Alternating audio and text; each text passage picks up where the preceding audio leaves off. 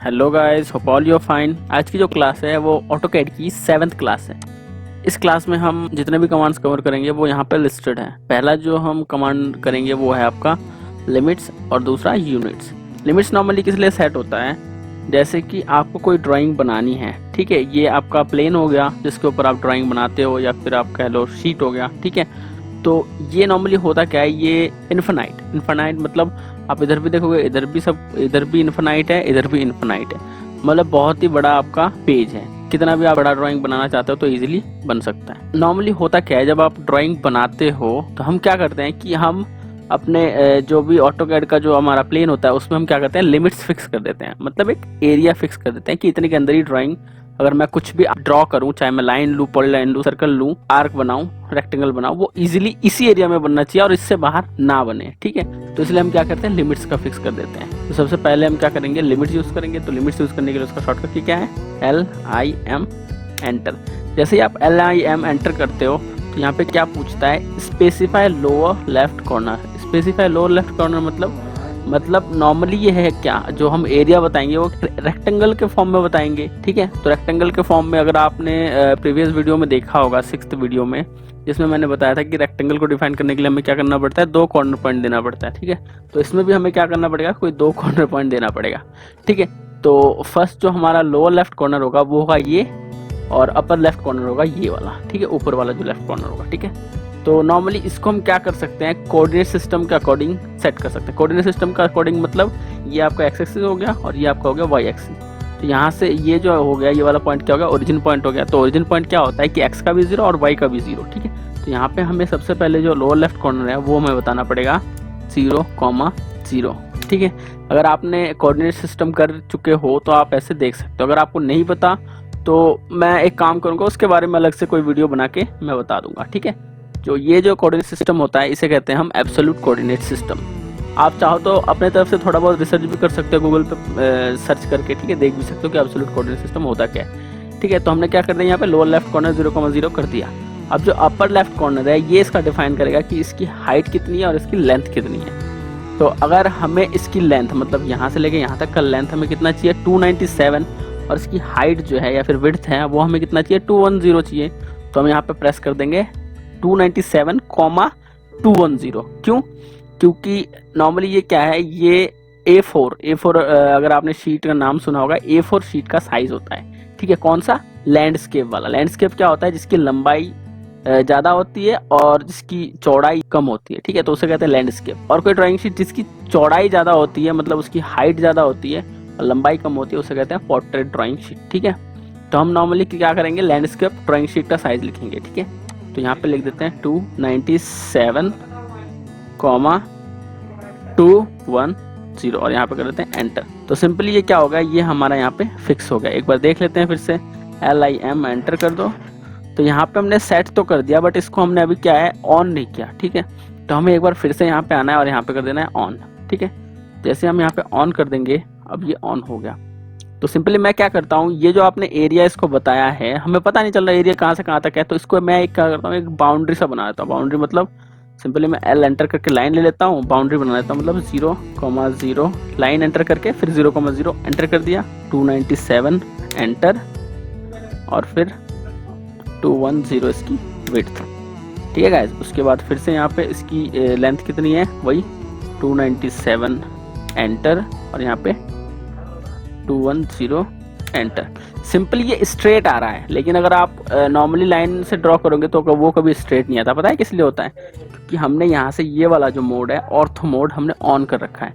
जब हम ortho mode on करके रखते हैं तो जब भी हम कुछ भी ड्रॉ करते हैं, लाइन लेते हैं कुछ भी, तो वो या तो हॉरिजॉन्टल या फिर वर्टिकली स्ट्रेट आता है। बस हमें कर्सर इधर मूव करना, इधर जिस डायरेक्शन में लेना है उधर करना है, और फिर अपना जो जितना भी डायमेंशन है वो प्रेस कर देना है और एंटर कर देना है। तो हमने ये वाला इसका बाउंड्री बना दिया। अब कुछ भी ड्रॉ करते हैं इसके अंदर, देखते हैं बनता है कि नहीं। लाइन ले लिया मैंने और इधर से मैंने ऑर्थो ऑफ कर देते हैं, इधर से ये ऑफ हो गया, ठीक है।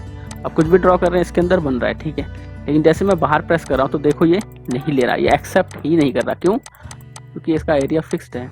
इसी तरह मैं एंटर करके यहाँ पे मैं बाहर कुछ ड्रॉ करता हूँ तो देखिए मैं कितनी बार क्लिक कर रहा हूँ लेकिन ये ले नहीं रहा, ठीक है। क्यों नहीं ले रहा, क्योंकि इसका लिमिट अभी फिक्स्ड है। तो जैसे आप LIM एंटर करोगे और ऑफ कर दोगे तो ये अपने आप इसका लिमिट ऑफ हो जाएगा। अब सर्कल में मैं कुछ एक रीज़न बता देता हूँ, ये कभी कभी अलग दिखता है, ठीक है। जैसे मैं यहाँ पे कोई सर्कल ड्रॉ करता हूँ, ठीक है, और इतना सा ड्रॉ कर दिया, ठीक है, बन गया, बहुत सही। फिर मैं बाहर लेता हूँ लेकिन ये सेंटर पॉइंट नहीं ले रहा, ठीक है। सर्कल का सबसे पहले सेंटर पॉइंट बताना पड़ता है, तो सर्कल का सेंटर पॉइंट नहीं ले रहा है ना। लेकिन जैसे मैं इसका सेंटर पॉइंट अंदर की तरफ देता हूँ और यहाँ पे ड्रॉ करता हूँ तो अपने आप ये ले रहा है। ऐसा क्यों हो रहा है? क्योंकि हमने इसका सेंटर पॉइंट डिफाइन कहाँ से किया, कहाँ पे किया है, इस एरिया में ही किया है ना, तो इसलिए ये ड्रॉ हो रहा है। लेकिन इसका सेंटर पॉइंट अगर मैं बाहर ड्रॉ डिफाइन करूंगा तो ये नहीं होगा। अब नेक्स्ट हमारा कमांड कर लेते हैं। तो नेक्स्ट कमांड करने से पहले हम क्या करते हैं, लिमिट को ऑफ कर देते हैं, LIM एंटर और इधर कर दो ऑफ। जैसे आप ऑफ करते हो तो ये ऑफ हो गया। अब आप लिटरली कुछ भी ड्रॉ करोगे हो जाएगा, कोई दिक्कत नहीं है, ठीक है गाइज। अब नेक्स्ट जो हमारा कमांड है वो है हमारा यूनिट्स।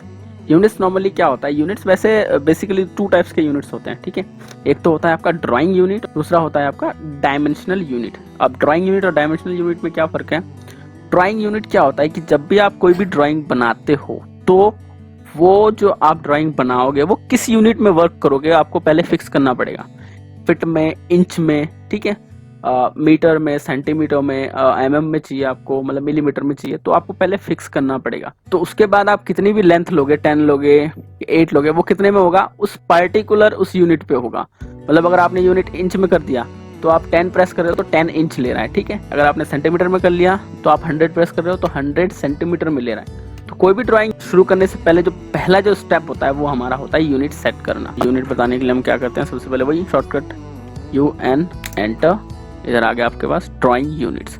और ड्राइंग यूनिट में सबसे पहले ऊपर आपके पास क्या है, लेंथ है। डेसिमल क्या होता है, 1 से लेकर 1 2 3 4 इस टाइप का काउंटिंग जो होता है वो होता है आपका डेसिमल। नेक्स्ट उसके नीचे आ जाओगे, काउंटिंग मतलब 1 2 3 4, उसके नीचे नहीं, उसके ऊपर आ जाओगे आर्किटेक्चरल। आर्किटेक्चरल में क्या होता है कि इंच और फीट तो होगा, लेकिन जो इंच और फीट का फॉर्म होगा वो होगा न्यूमेरेटर और डिनोमिनेटर। मतलब कोई भी आप वैल्यू दोगे वो आपको बटे में देना पड़ेगा। बटे में मतलब 1/16, 1/8, ठीक है, उस वैल्यू में देना पड़ेगा आपको। मतलब अगर आप 6 इंच ले रहे हो तो आपको क्या करना पड़ेगा, 1/2 करना पड़ेगा, तब जाके वो 6 इंच आएगा। उसी के नीचे उसके बाद क्या है, इंजीनियरिंग का है। इंजीनियरिंग का नॉर्मली क्या है कि देगा वो फिट और इंच में, लेकिन वो पॉइंट्स में देगा। वो न्यूमरेटर और डिनोमिनेटर में ले रहा था लेकिन ये पॉइंट्स में ले रहा है, ठीक है। नेक्स्ट इसके नीचे करते हैं, इसके नीचे होता है फ्रैक्शनल। फ्रैक्शनल क्या होता है कि अब ये जितने भी फॉर्म्स है ये काउंटिंग तो ले रहा है बट कैसे लेगा ये, 1/16, 1/8, मतलब न्यूमरेटर और डिनोमिनेटर में, कोई फिट इंचेस नहीं, बस न्यूमरेटर और डिनोमिनेटर में, ठीक है। ये अलग ही वैल्यू होता है। ये नॉर्मली क्या होता है कि जैसे आपको लॉन्गिट्यूड लैटिट्यूड किसी का फिक्स करना है, मैप वगैरह में जब हम काम करते हैं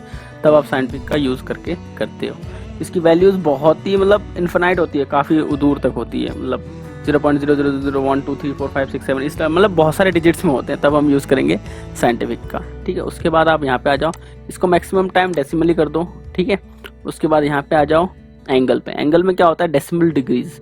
डेसिमल डिग्रीज मतलब normally 0 degree, 5 degree, 7 degree, 8 degree उस टाइप का, ठीक है। क्लॉकवाइज या फिर एंटी क्लॉकवाइज वो बता दो, ठीक है। उसके बाद यहाँ पे ये प्रेस करने की जरूरत नहीं है, अपने आप हो जाता है, ठीक है। ये तो हो गया डेसिमल डिग्री। उसी के नीचे आ जाओ degree minute second. Degree minute second मतलब जो भी आप दोगे तो वो डिग्री मिनट सेकंड में दिखाएगा। किसी भी ट्रेन की स्पीड कैसे हम पता करते हैं, इतना किलोमीटर पर आवर होता है या फिर इतना किलोमीटर पर मिनट, इतना किलोमीटर पर सेकंड। तो क्या होता है वो फॉर्मूलाज के अकॉर्डिंग होता है। तो यहाँ पे जो एंगल के यूनिट के टाइप है, यहाँ पे डिग्री मिनट सेकंड, मतलब फॉर्मूला बेस्ड कोई एक यूनिट है, इस टाइप से होता है। अभी तक तो यूज हुआ नहीं है, वैसे मैंने नहीं किया है, बाकी होता है इसी टाइप का, ठीक है। उसके बाद ग्रेडियंस, रेडियंस। अगर आपको एंगल्स ग्रेडियंस और रेडियंस में देना है, सॉलिड्स की एंगल देनी है, तब आप क्या करते हो, ग्रेडियंस और रेडियंस देते हो, ठीक। उसी प्रकार सर्वेयर्स यूनिट होता है, जैसे सिविल इंजीनियर्स यूज करते हैं, उस टाइप का आप जैसी आपकी रिक्वायरमेंट है उस टाइप का आप यूनिट यहाँ पे ले सकते हो एंगल का, ठीक है। तो नॉर्मली इसको डेसिमल डिग्रीज ही कर देना, इसको डेसिमल में रखना यहाँ पे। उसके बाद यहाँ पे आता है प्रिसीजन। प्रिसीजन नॉर्मली होता क्या है, जब आपने डायमेंशन देखा होगा तो डायमेंशन में लिखा होता है 10.00000,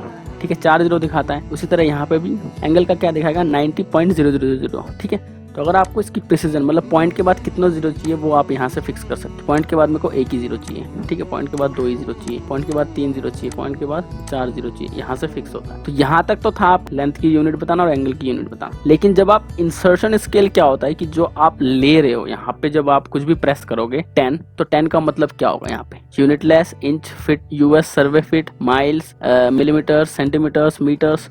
तो यहाँ पे जो आपका लीस्ट यूनिट होता है, मतलब अगर मैं मैकेनिकल इंजीनियर हूँ तो मैक्सिमम मेरे काम किस में होता है, एमएम में होता है। जो सबसे छोटी यूनिट होती है वो हमें लिखना है। अगर आप इंच और फीट में दोनों में काम कर रहे हो तब आप जो उसका लीस्ट है वो आपको देना पड़ेगा। कितना देना पड़ेगा, इंचेस देना पड़ेगा, ठीक है।